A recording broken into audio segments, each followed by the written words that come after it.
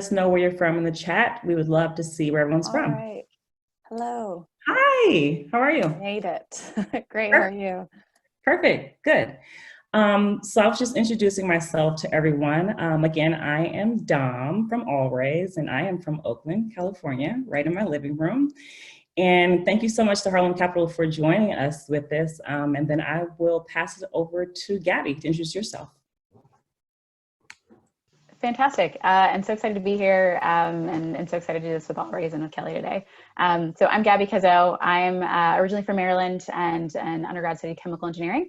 And my journey to Harlem Capital first started by working in the food industry. I was designing and creating new products and doing everything from early stage consumer research to going to factories across the country to figure out how to make products at scale. I really loved that work, but was starting to get excited about seeing what that looked like from an entrepreneurial lens, given had been at a lot of contract manufacturing facilities and getting to see entrepreneurs building and creating their own products there. I was also excited to see what it looked like to build and create from the business side of things and figuring out how to marry those two worlds together of building the physical products in the engineering lens and figuring out the business to support that.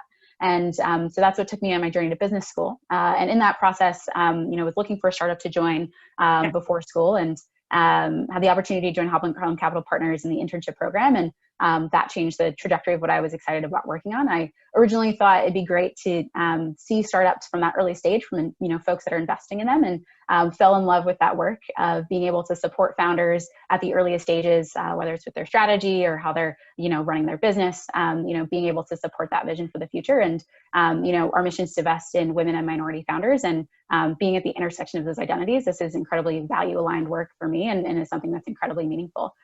So I've been with the team in the senior associate role since September, and focus on investing work as I'm on the investment team, but also on some of our ecosystem efforts and trying to figure out ways that we can continue to elevate and use our platform to connect folks in the ecosystem and really bring support some of the great diverse folks that are out there.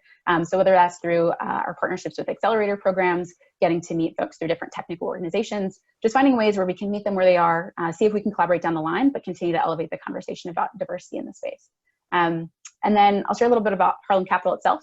Very briefly, we started in 2016 originally as an angel syndicate, where the partners were investing their own money in early businesses in New York that continued to evolve and started investing in startups as they saw, a lot of great deal flow coming from women and minority founders and startups in the space. But then as they started realizing the lack of capital and access to capital going to women and minority founders, decided to really focus their investing there. So had an angel fund, invested in 6 companies, and then spent 18 months building and launching the institutional fund, which is super exciting. We closed that in November. It's a $40 million fund, and we've already invested in 13 companies, which is super exciting for us.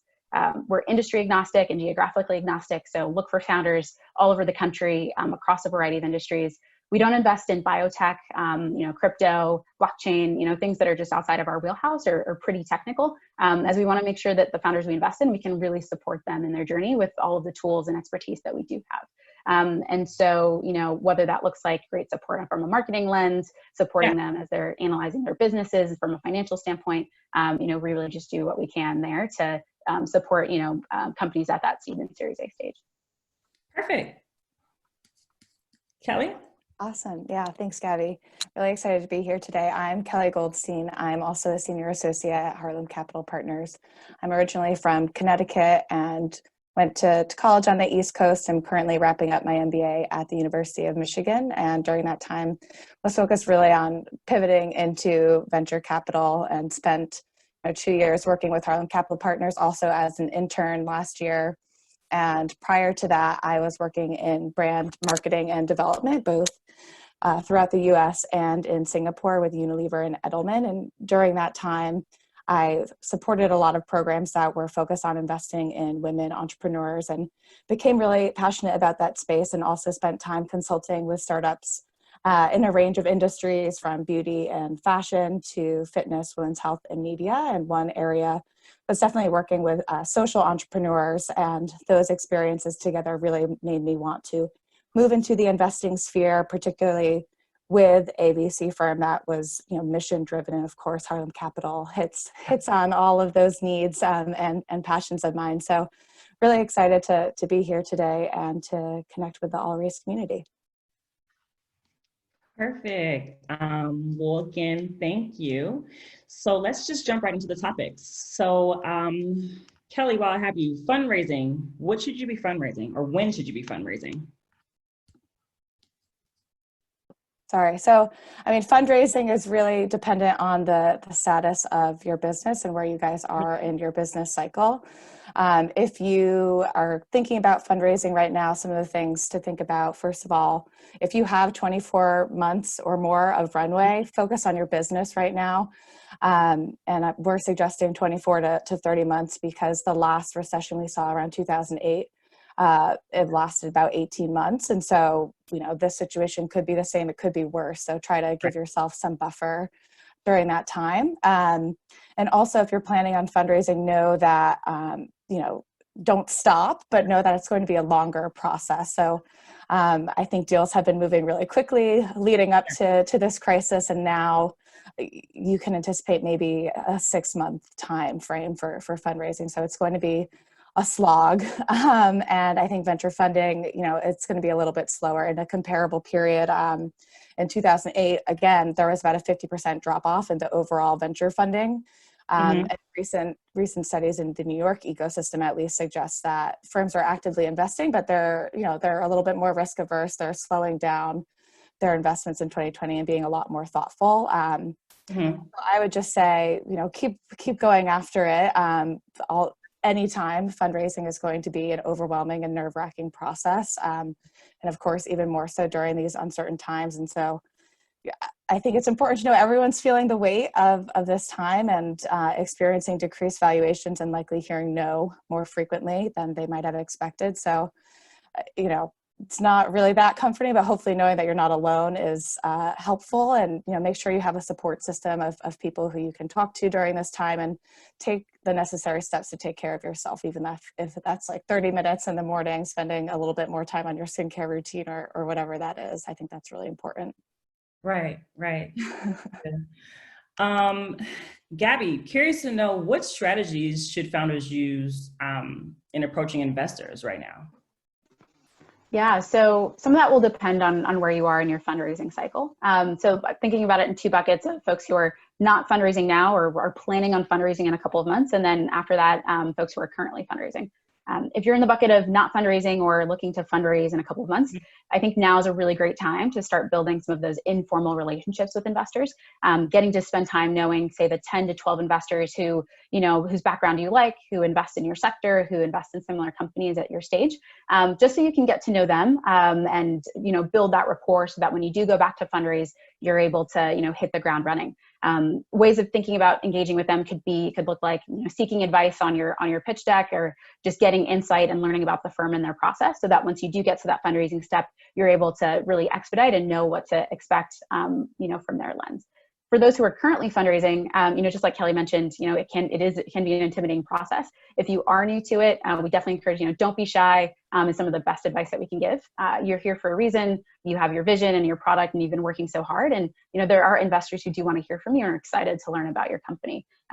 One piece of advice there is that if you know folks who have raised VC funding or you have investors in your network, you can use them to try to get warm introductions with other investors that you're interested in talking to, or even just to get feedback so that you're ready to talk to your target investors. Another great method is just sending cold emails or LinkedIn messages. At Harlem Capital, we get a ton, and we actually really welcome that kind of engagement.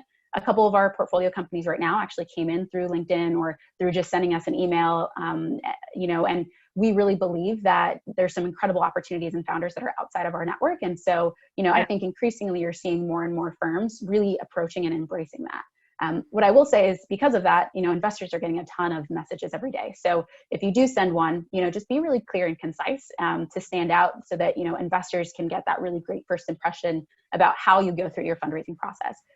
In that message, include, say, a quick summary of your business, what problem and solution you're solving, how you're doing it, your vision, if you have revenue, what that looks like, this year and what you're projecting later on, as well as any key, performance indicators that show that you're getting really great traction and, you've got a strong growth trajectory. And then also just quickly give, the top line info about your raise. So how much you're raising, other investors that are in the round, or how much money is left, that you're looking to raise, as well as your valuation. And then lastly, so actually in our website, we've got a sample, guide of what to do, as you're building your pitch deck. If you go to harlem.capital/pitch deck, you'll see a guide that our team put together just so that you can see what investors are thinking about and looking for when going through your deck. I guess the other piece is, as Kelly mentioned, investors in some cases are definitely slowing down right now. And I'd say, don't write off folks who don't invest in you today. It could be for a number of reasons that don't have anything to do with your particular business. Could be that they're just, more focused on their portfolio companies, trying to save more capital there, or just want to extend, the life cycle of the fund and how quickly they're pacing their investments. So just continue to, stay engaged with them and maintain those relationships because you can always come back later on and revisit those conversations too. Okay, perfect. And do you think you should consider a bridge or seed extension strategy right now? Yeah, I can jump in that one. I think similar to the fundraising strategy I mentioned earlier, if you don't have 24 months of runway, it might be worth considering a bridge or a seed extension to make sure that you're in a good place moving forward, that you can sustain your business. But make sure that the funding, like any other fundraise, is really tied to a specific goal or benchmark for your business. And keep in mind that there are other ways you can consider to extending your runway. So it could be optimizing to bring in more revenue. One of our portfolio companies is doing a really great job of pivoting during this time.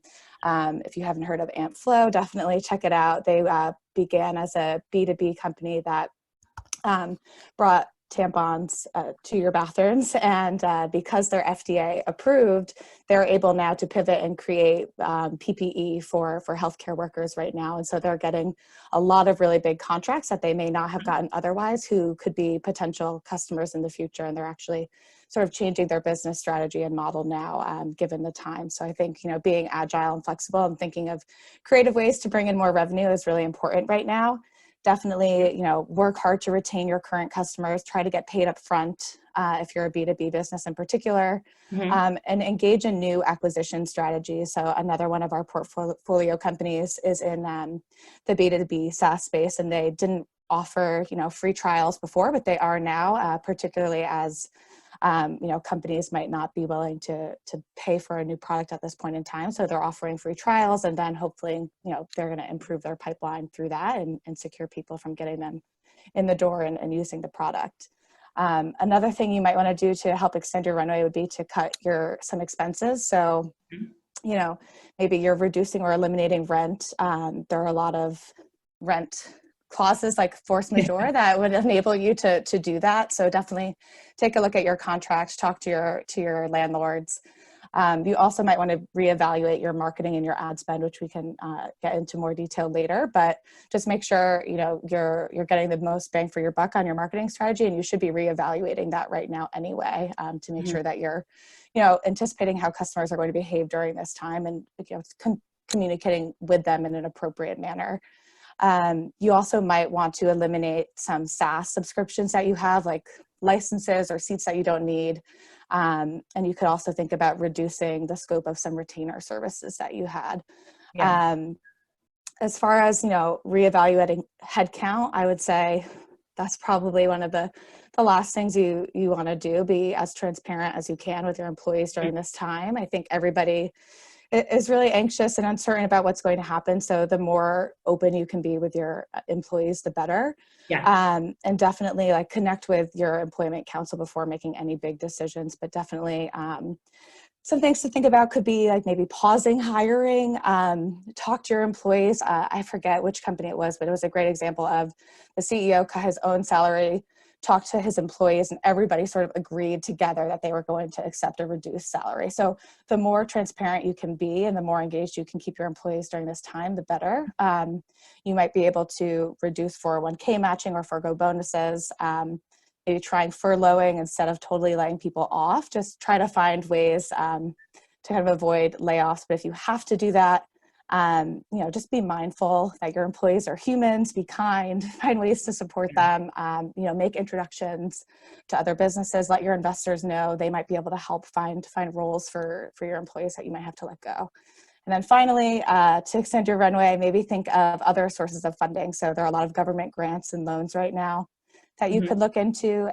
Venture debt financing is always an option, but I would say maybe consider this only if you're cash flow positive.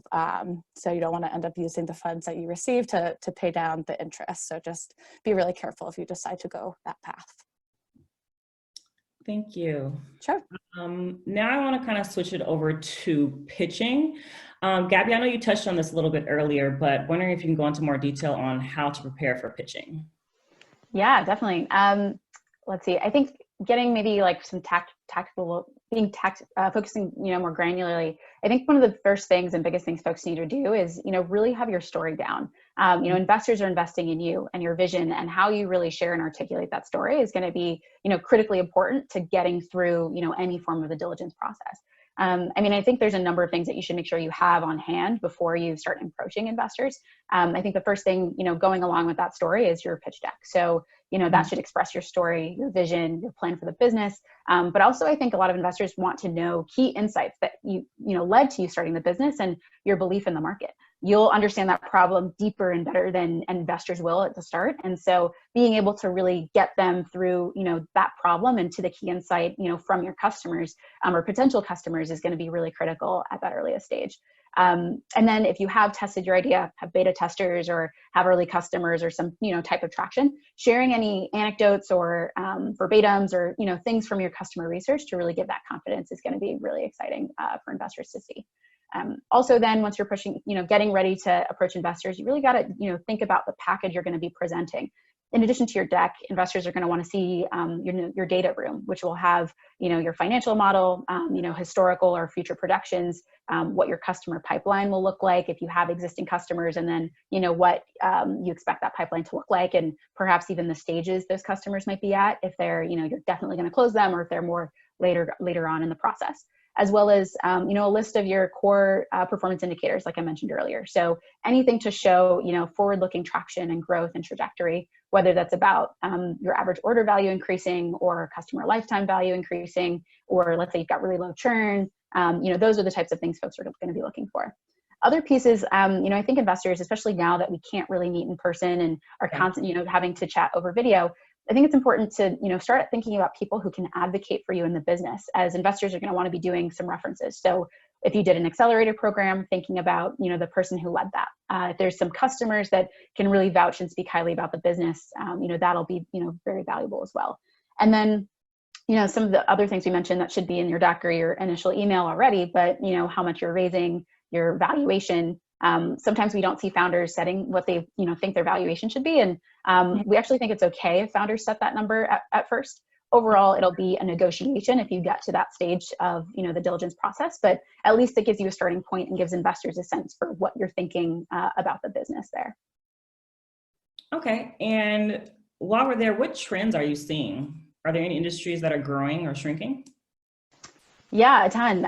It's something I've been thinking a lot about, actually. So on the industry side, I think where we're seeing a lot of growth right now, and eventually some strong opportunities later on, thinking about our world now being remote first, any tools, that folks are building to help support that process and that journey for companies are going to be incredibly valuable. Whether those are related to, say, productivity or collaboration, software that allows people to do better work together. We think as well, the go back to office time will, be slower. You're starting to see companies even being more aggressive than state governments. And so, being able to help companies navigate that process and transition as well is going to be really powerful. I think on the health and wellness side, this is a major health crisis, but we're starting to see, some decreased regulation and I think friction that was in the system, because of some laws that were in place that are now being relaxed. So if you think about expanding of telehealth, and now that's more accepted in Medicaid across a variety of states. Some of those reduced frictions are going to stay post-COVID. I think one, to help increase access to care, but also thinking about how healthcare and how we engage with healthcare is going to have to change if we can't have clinics in the same spaces as we have people that are being treated for different types of conditions and stuff. So I think that'll be a really interesting area. Tied to that, I think, is mental health. That's something we've known and been seeing and tracking for a while. And that growth will continue and is just amplified by this crisis. So whether that's through self-care apps, like in a company in our portfolio called Shine, or, anything related to meditation or wellness, or being able to access care, virtually is going to continue to grow. Similarly, I think consumer-facing apps that focus on curated digital communities, where we're trying to replicate some of our in-person experiences and putting them more online outside of, the major platforms of like Twitter or Facebook or Instagram, being able to, continue to engage on that intimate level. And then another one is cybersecurity. I think as we get more distributed and have more folks working outside of, their core office hubs, networks are becoming more vulnerable. And we're even seeing increased phishing attacks across different organizations. I know I've gotten a couple, and I'm sure some other folks here have gotten some. So businesses are going to have to start thinking about what that security looks like. So on the other side, definitely going to be some challenges. I think consumer products, in certain space categories are definitely challenged. I know investments in this space are starting to drop already. There's a CB Insights report recently that showed that. If you think about just cuts in consumer spending, as people are, there's just a lot of anxiety and uncertainty around the job market. That's going to be, a challenge for those businesses, as well as any supply chains that might be impacted.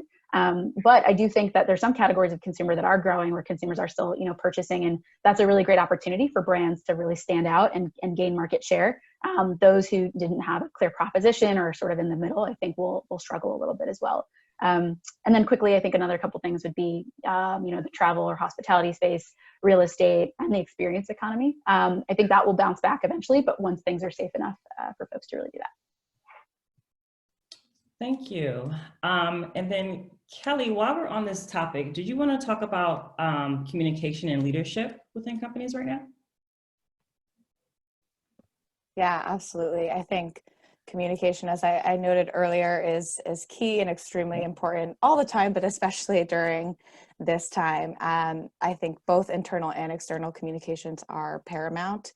And I would start, of course, with, internal, make sure that your own house is in order and your employees know, what their stance is, what's going to happen to your employees, what you're planning to do as a business, how the business is going to be sustained, and, be as transparent, as authentic and human as you possibly can be. At Harlem Capital, we recently brought in an exec from Edelman to share their learnings from a special trust barometer study that they did during COVID-19, and they found some really cool takeaways I think might be useful. So I'll share a few of them. The first is, as I noted, start internal, get your house in order before you start communicating externally. 63% of employees said they want to hear from their employers on a daily basis. So definitely, ramp up that internal communication strategy if you don't have it in place yet. And with that in mind, revisit your overall marketing strategy right now to reflect the current environment. I think some brands maybe haven't moved quickly enough on this front and have not been thoughtful about the way they're approaching their marketing and advertising. And as a result, a third of consumers have actually stopped using products or services because the brand didn't respond appropriately to the pandemic. So definitely keep that in mind. Don't disappear though, don't shy away during this time. 90% of consumers said that businesses must do everything they can to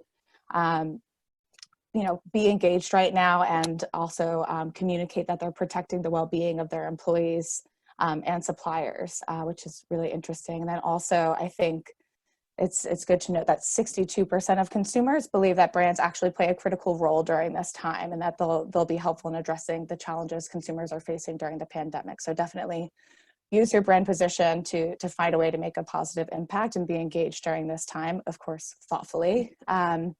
Don't act alone. Find ways to collaborate with other businesses and particularly governments or relief organizations. 90% of consumers said that brands should do this, and they expect to see that.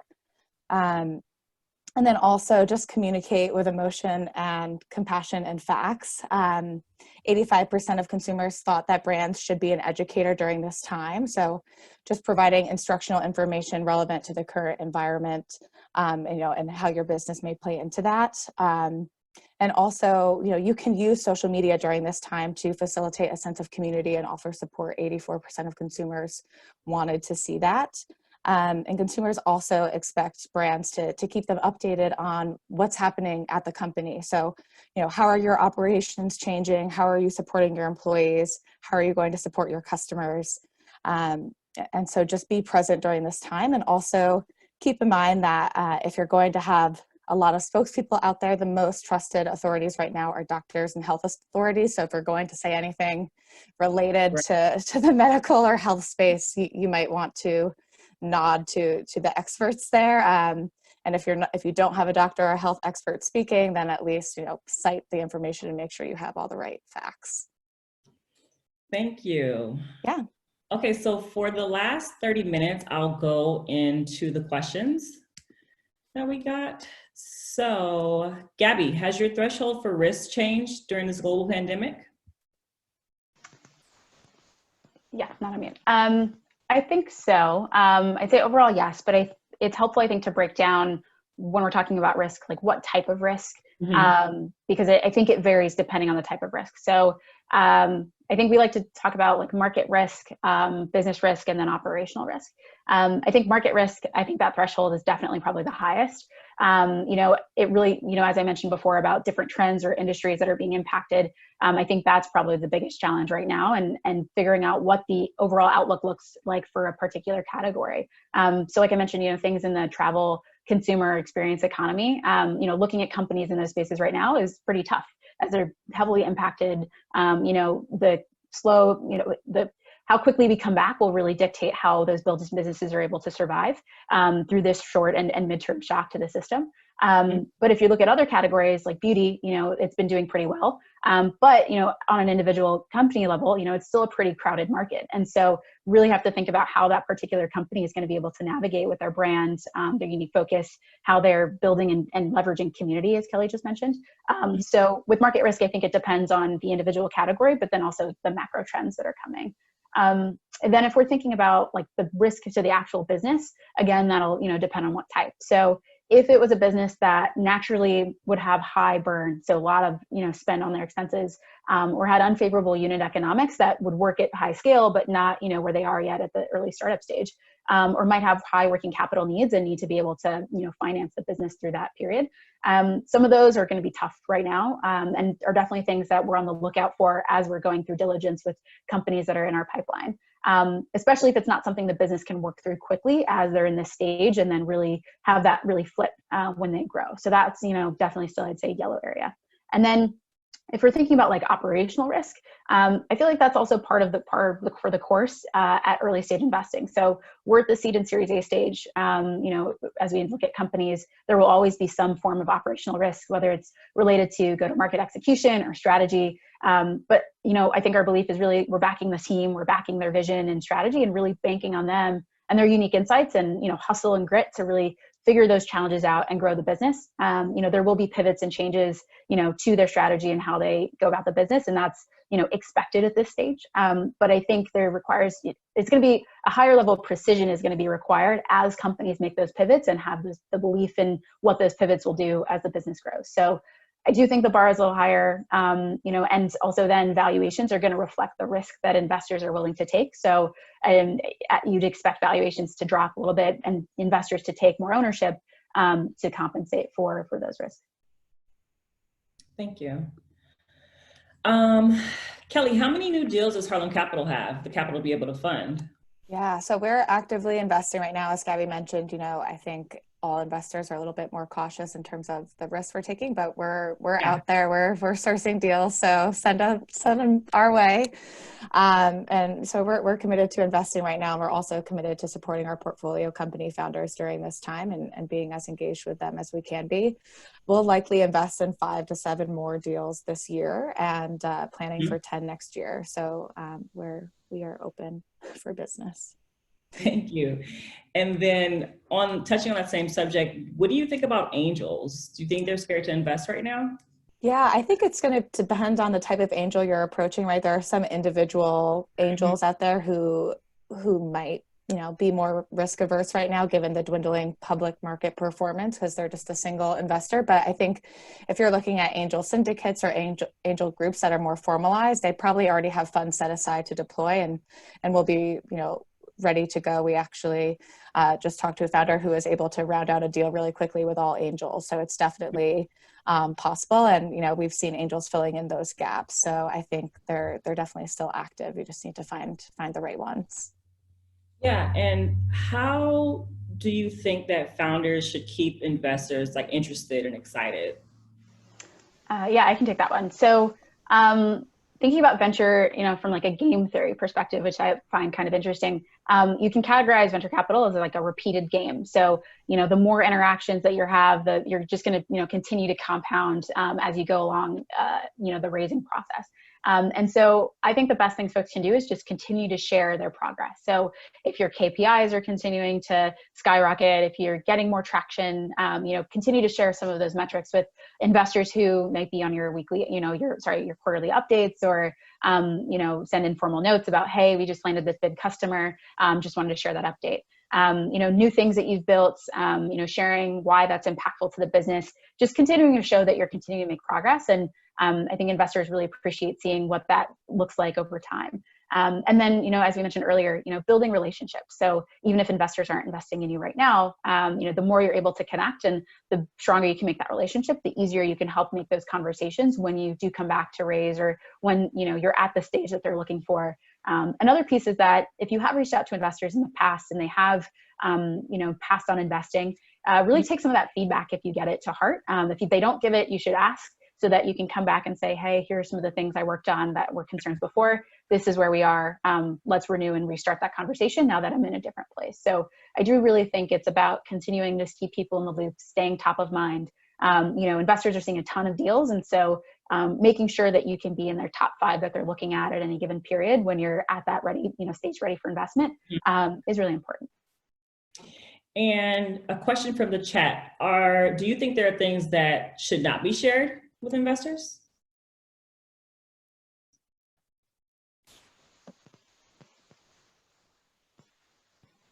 You can take that one, Kelly. Sorry. Okay. Yeah. I always lean on the side of being as transparent as you can be. Typically, if you have secrets or anything in the business that isn't going well, that your gut reaction might be, I don't want to share this, I would say be as honest as you can be, because those types of things are always going to come out in the open. And I think in the long run, those types of secrets or things that you might be inclined to not share could come back to bite you. So I would lean towards the side of being as transparent as you possibly can be with your investors. Thank you. And then another question from the chat. How has Harlem Capital adapted to not being able to physically meet with current portfolio companies and founders? Yeah, I can take that one. So actually one of the great things is that our team is primarily remote first. That's sort of the nature started. So we have a lot of processes already that enable us to work remotely really well. Even in better times, we would only meet in the city, in the office, when we had, in-person meetings. And so we're able to be pretty fluid there. It goes for in our portfolio, we have really strong lines of communication with them, whether we're texting or sending email or updates, ad hoc or for board meetings. So we're really able to continue supporting them and making helpful introductions, or connecting them to industry experts, like Kelly mentioned with Edelman, from a marketing standpoint. So we're able to continue to be all full systems there. And then for folks in the pipeline or new investments, we're doing more video chats. We're still talking over the phone. What we're seeing more is that our diligence process is just taking a little longer, because we want to better, really just get to know the founder a lot more. But overall, we're still using our same systems and processes. So we've been able, I think, to adapt really well and just continue to maintain the business going forward. Perfect. And does Harlem Capital look at portfolio companies outside of the US as well? Right now, we are not looking outside of the US. If you are operating within the US and outside of the US, of course, that's something we would look at, but we're not actively seeking investments outside of the country that aren't, headquartered here. But, hopefully in future funds we'll be going global. So, happy to start building relationships in that space, but not actively investing outside of the States right now. Great. And can you tell us a little bit more about what Harlem Capital specifically is looking for in a startup? Is it traction? Yeah, so it's a mix of the things that we've already mentioned, but actually if you go to our website, you can see our criteria there, but I can quickly run through a couple of the top things. So we do look for businesses that are post-product, ideally, post-revenue, looking for companies that are about 6,000 K in MRR and continuing to grow consistently month over month, so say 10% month over month.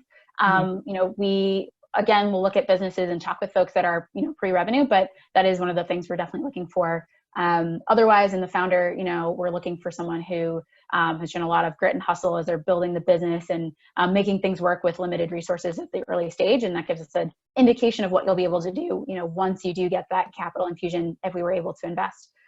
In the company itself, looking for, say favorable unit economics or economics that will continue to grow as the business scales. Looking for a company that's working in a $1 billion plus market to really make it work for the venture capital ecosystem, where there's a really strong opportunity. The founder's got a really clear view and vision for what the company will do and how it will serve an unmet need in a space. So those are some of the top things we're looking for. And then again, focused on women and minority founders. So would love, to continue investing folks that meet those criteria as well. Great. Let me see how many more questions we have. Are pre-seed companies too early for Harlem Capital? I would say no. There have been some exceptions where we've invested in the pre-seed stage. I would say it's a very rare opportunity that to be a pre-seed company and have us invest, but we would definitely consider, depending on all the criteria Gabby mentioned and the opportunity we see. I think in terms of markets we're looking at right now, we want to make sure that this is a company that we would consider investing in pre-crisis, and also one that will be resilient throughout this time. So I think pre-seed is going to be challenging, but we're definitely open to looking at them, and there are certain criteria that might get us over the line. Most of the pre-seed companies we've gotten very far along in diligence or have actually invested in have multi-time founders at the helm. So I think that experience and trust in the team is even more important for a pre-seed stage company, for us at least. Okay. Question from Lynn. What do you think will change in physical retail wellness spaces in terms of investment post-COVID? So she was in the middle of preparing to fundraise before the crisis happened, but now having second thoughts. Yeah, so repeat that again, the physical retail wellness space? Yeah. Yeah, I think, after the crisis, there'll definitely be a comeback. I do think, we'll see more investments in this physical space, maybe 24 months out from now. So I think it's really tough to be in a physical space right now. I do imagine that consumer behavior is going to be really different when we get out of this crisis. People are just going to be more aware of the way viruses can spread and all of that. So I think there's only so much we can see into the future in terms how things will change. But I would say think about ways you can bring your business maybe into a virtual space, and then re-strategize for how the physical launch could happen at some point in the future, because I think unfortunately right now it's going to be a really tough market. But wellness is a great market to be in, so I think you have some positives there, and just really rethinking about what that strategy could look like in a virtual world until people are ready to get back out. Yeah, thank you. And I'd just like to get some closing thoughts from the both of you, and then I'll give mine as well. Do you have any last words of advice for founders of color?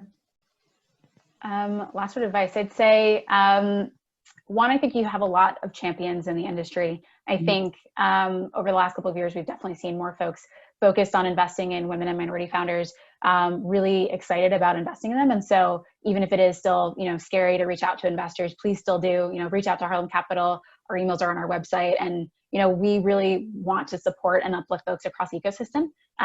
Investors can't invest in every company that we see, unfortunately. I think at Harlem Capital, we invest in, say, 1% of all the companies we get to see. So even still, know that, we're still your champions. We're still here to support you, and, really hope and want your businesses to be resilient through this period and afterwards. But yeah, I think that would be my closing word. Thank you. Kelly? Yeah, I would definitely echo what Gabby said. And, as I mentioned earlier, find your support network and don't be afraid to reach out and use this time to build relationships too. Even as Gabby said, if investors aren't, investing in your business right now, they could still be, potentially great mentors. And I know everybody on the Harlem team is eager to support the ecosystem. And so we're here for you. And I would also want to leave you with some, positive thoughts. I think while the declining VC activity and declining valuations is really unsettling, it's important to know that there are great companies that emerge from recessions. I think there are probably like 50 tech unicorns that were founded between 2007 and 2009. And over half of the current Fortune 500 companies were founded during a bear market or a recession. So there is hope, and, stay positive, and also, keep your eyes on the future. I think it's worth noting too that right after the crisis in 2008, from 2010 to 2014, VC funding was, increasing year over year by 25%. So there's hope. There's light at the end of this tunnel, and stay tough and rely on your network and your community. Yeah. And just to kind of piggyback off that, I would just say to just keep going. It's already tough enough to fundraise without a pandemic. And I know it's hard right now. It's going to probably get harder, but keep going and realize you can ask all the questions right now. Now is a good time to say, if you don't understand any of the terms, if you don't understand anything that's happening in this world right now, it's a good time to kind of lean on others and ask all those burning questions that you have. And then also I want to leave you with a quote from Mandela, who's the founder of Founder Gym. And she says to insert yourself into ecosystems and keep showing up. So basically, if you're not going to show up, then you won't be there to make the change. You won't be there to make the difference. And then you won't be able to help anyone else. So remember to keep showing up. Thank you all so much for joining this. Thank you to Gabby. Thank you to Kelly. And be sure to go to the Harlem Capital website. And that is all that I have. Thanks, everybody. Thank you, Dom. Thanks, everyone. Thanks, Dom. Thanks, Katie. Thank you.